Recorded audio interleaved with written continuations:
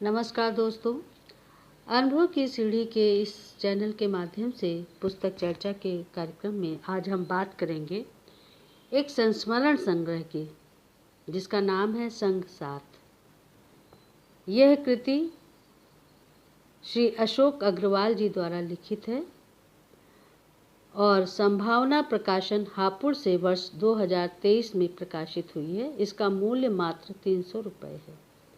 इस पुस्तक में अशोक अग्रवाल जी ने हिंदी साहित्य जगत के साहित्यकारों के साथ बिताए पलों को स्मृति के सहारे संजोया है और इस बहाने से ख्यात लब्ध साहित्यकारों के व्यक्तित्व व कृतित्व को हौले हौले पाठकों के समक्ष इस तरह प्रस्तुत किया है कि पाठक भाव विभोर हो उठता है। इस कृति की भूमिका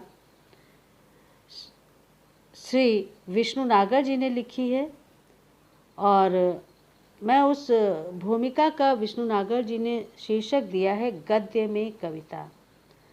और वे लिखते हैं कि अशोक अग्रवाल जी को मैं व्यक्तिगत रूप से उतना नहीं जानता जितना उन्हें उनके लेखन के माध्यम से जानता हूँ। उनके संस्मरणकार रूप से मेरा परिचय अधिक है। अशोक जी से पिछले 3-4 दशकों में जहाँ भी संक्षिप्त भेंट होती रही है, हमेशा उन्हें बहुत कोमल, मृदु और संवेदनशील पाया है। हमेशा उनमें एक जिज्ञासु वृत्ति पाई है, जिसकी जानने समझने की इच्छा कभी मंद नहीं पड़ती। इस भाव का विलोप हिंदी समाज में अब अधिक दिखने लगा है और लेखक भी इससे अक्सर अप्रभावित नजर नहीं आते। व्यक्ति और रचनाकार के रूप में अशोक अग्रवाल मुझे अपने गद्य में भी कवि अधिक लगते हैं।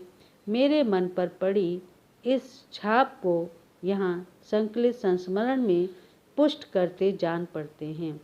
लेखन शैली के जरिए देखें या जिन पर इन्होंने लिखा है उनके नामों की ओर नज़र डालें तो उनमें अधिकांश कवि हैं और बाकी कवि स्वभाव के हैं। हिंदी संसार में कम लोगों को आज कैमरे से कविता करने वाले विदिशा के छायाकार अशोक माहेश्वरी की याद होगी, मगर इस संस्मरणकार ने उन्हें अद्भुत आत्मीयता से याद किया है। उनके संघर्षों और जीवंतता के साथ उन्हें इस शिद्दत से याद करने वाले शायद अकेले अशोक जी हैं। कभी बाबा नागार्जुन ने इन अशोक माहेश्वरी के बारे में कहा था, यह कैमरे के बिना न सोच पाता है न देख पाता है। अशोक अग्रवाल स्वयं बहुत घुमंतु वृत्ति के रहे हैं। इसने भी बहुत अधिक रचनात्मक समृद्धि दी है। ऐसा घुमंतु जो जीवन में धंसता है, डूबता है। नवीन सागर, पंकज सिंह आदि के व्यक्तित्व को जिस गहराई से जाना है वह स्मरणीय है। उनकी स्मृति में अज्ञेय, शमशेर, नागार्जुन, त्रिलोचन जैसे नामी व्यक्ति हैं और कुछ अनजान से रह गए, भुला दिए गए व्यक्ति भी हैं और इनमें से अधिकतर जीवन में किसी न किसी रूप में भटकते रहे हैं, खोज में असफल सफल रहे हैं, जिनकी असफलता भी अपने में एक उदाहरण है। यह पुस्तक संग साथ के हर विवरण में अशोक अग्रवाल ने गहरी दिलचस्पी ली है। तो दोस्तों, विष्णु नागर ने इस पुस्तक का एक तरह से सारांश हमारे सामने रख दिया है। इस कृति में हम देखें तो शमशेर बहादुर सिंह, अज्ञेय, नागार्जुन, त्रिलोचन, लक्ष्मीधर मालवीय, जितेंद्र कुमार, विनोद कुमार शुक्ल, नवीन सागर, विश्वेश्वर, ज्ञानेंद्रपति, पंकज सिंह, कथाकार छायाकार अशोक माहेश्वरी, अमितेश्वर और सुमन श्रीवास्तव जैसे दिग्गज साहित्यकार और अनजान साहित्यकारों को एक साथ लेकर इस अनूठे संस्मरण संग्रह को अशोक जी ने तैयार किया है। और इस संस्मरण के विषय में डॉक्टर भारतेंद्र मिश्र जी लिखते हैं कि अनूठी भाषा में लिखे गए अनूठे संस्मरण।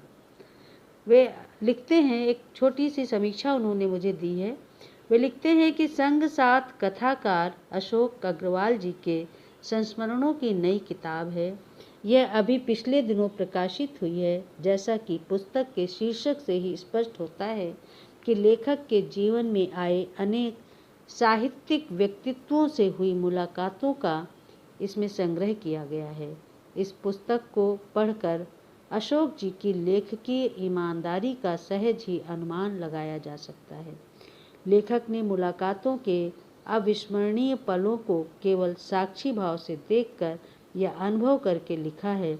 अज्ञेय, नागार्जुन, शमशेर, त्रिलोचन शास्त्री, लक्ष्मीधर, मालवीय, विनोद कुमार शुक्ल, विश्वेश्वर, ज्ञानेन्द्रपति, अमितेश्वर जैसे कई महत्वपूर्ण कवियों लेखकों से उनके साहचर्य, संवाद और सहयात्रा का मार्मिक भाषा में चित्रण इस पुस्तक में अशोक जी ने किया है। विशेष बात यह है कि इन लेखों में साहित्यकारों के चेहरे झलकते हैं। उन लोगों का आचरण ही नहीं, खान पान और मनोविज्ञान का भी पाठक आकलन कर पाता है। ये अशोक जी के लेखन का जादू है। खासकर अंतिम सुमन श्रीवास्तव और स्वप्निल श्रीवास्तव का संस्मरण तो किसी औपन्यासिक बीज की तरह बेहद खूबसूरत शिल्प में कविता की तरह लिखा गया है। ये संस्मरण कहीं रेखा चित्र से लगते हैं तो कभी साक्षात्कार जैसे अनुभव होते हैं। इन लेखों को लेखक ने किस्सा गोई की शैली में कहा है।